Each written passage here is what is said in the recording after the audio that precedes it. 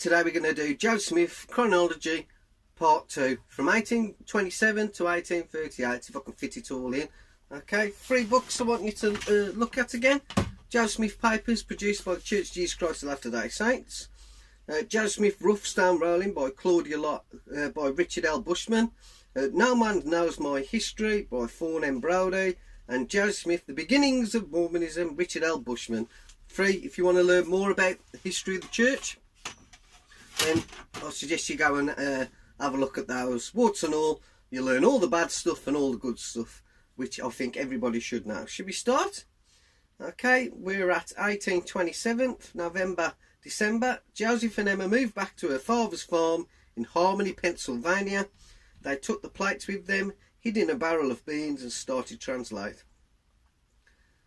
February 1828, Martin Harris would later act as scribe for Smith, took a document containing some of the characters copied from the plates to Samuel L. Mitchell and Charles Anthon to see if they were authentic. Professor Anthon told him they were not authentic. April 1828, Harris remained convinced that Smith was telling the truth and became his scribe. In 1828 June, Harris took 1,116 pages of manuscript back to Palmyra to convince his wife the translation was true. Lucy Harris either destroyed the pages or hid them. June the 15th, 1828, Smith's first child died shortly after birth, leaving Emma near death. Sometime after this, Joseph travelled to his parents' home to retrieve the manuscript from Harris, only to learn that Harris had lost it. 1828, spring and summer. Joseph Smith signed up for the Methodist Church membership class. That's quite significant, isn't it? The Mormon prophet attempts to join the Methodists. That's quite significant. Even though all these creeds are meant to be wrong, he joins up for their classes.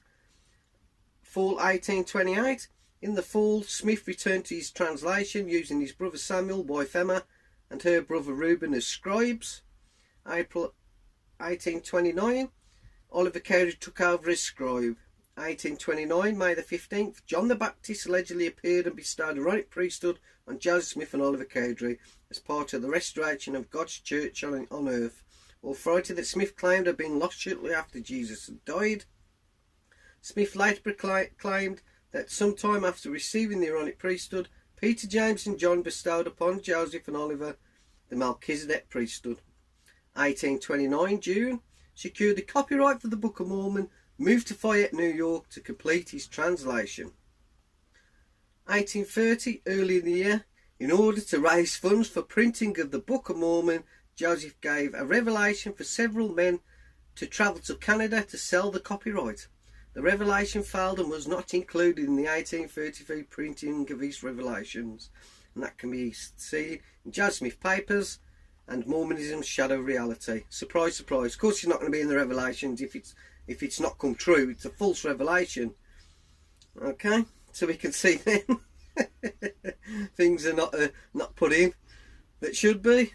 1830 March, 5,000 copies of the Book of Mormon printed by Grandin Print Shop in Palmyra, New York. Martin Harris pledged his farm to cover the printing costs. In April 1831, 151 acres of Harris's farm was auctioned off to pay the bill.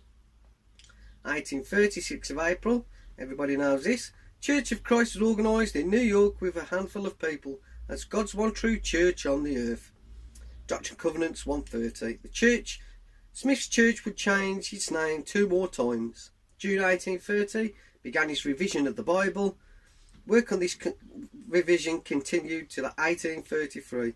Estimated half of all the revelations in the Doctrine and Covenants are in some way connected to the translation effort, while the whole revision has been printed by the Community of Christ.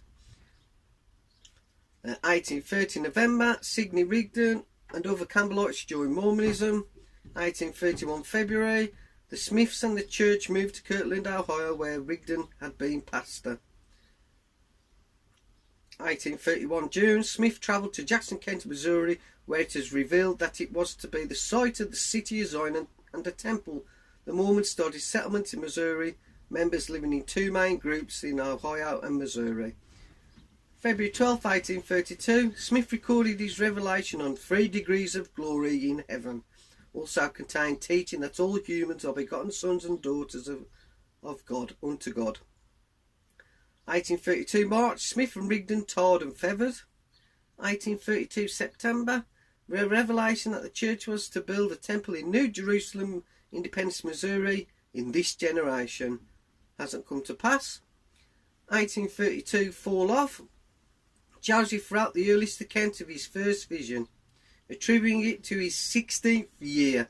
In it he only mentioned the Lord as appearing, no mention of God the Father appearing as well.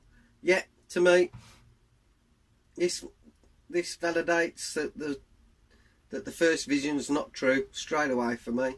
Let's carry on. 1833 July, Smith's revelations were published as the Book of Commandments in Independence, Missouri. The press was destroyed before printing was completed, but a number of copies were salvaged. Okay, and obviously he admitted that he's fake one. In 1833, the fall, Mormons driven from Jackson County, Missouri. 1834, the name of the church was changed to the Church of the Latter-day Saints. 1834 May, Smith led a group of Mormons called Zion's Camp to Missouri to reclaim their lands. Effort unsuccessful. Is quite a significant one. E.D. Howe in 1834, the fall. E.D. Howe published his first anti-Mormon expose, Mormonism Unveiled, containing statements from Smith's New York neighbours about Smith's involvement with magic and money digging. It was there, he did it, nobody can deny that, even though many people in the church will, but can't deny that. 1835 February, organised Council of the 12 Apostles and Quorum of the 70. 1835 July, church purchased mummies and the papyri. Smith began his translating of the papyri, which would eventually be published as the Book of Abraham, part of the Pearl of Great Price. Also composed an Egyptian alphabet and grammar. That's quite significant that he did that, and we'll go into that later. About this time, Joseph Smith had an affair with a young woman staying at his home, Fanny Elgar. It was later claimed to be a plural marriage. Oliver Cowdery referred to it in 1838 as a dirty, nasty, filthy affair. I think he got caught having an affair with this young girl and used plural marriage or polygamy as a scapegoat to get out of it, saying that he had revelation. I think he's just there to cover up his sordid affair with this young lady. That's just me. 1835 September, a new edition of Joseph Smith's Revelation was published under the title Doctrine and Covenants. However, numerous changes were made in the Revelations from 1833 printing. Section 104 denied the practice of polygamy. This section was maintained in every edition of the Doctrine and Covenants until replaced in 1876, with Section 132 commanding polygamy also included in 1835 edition, with the lectures on faith, which were deleted years later in 1921 edition.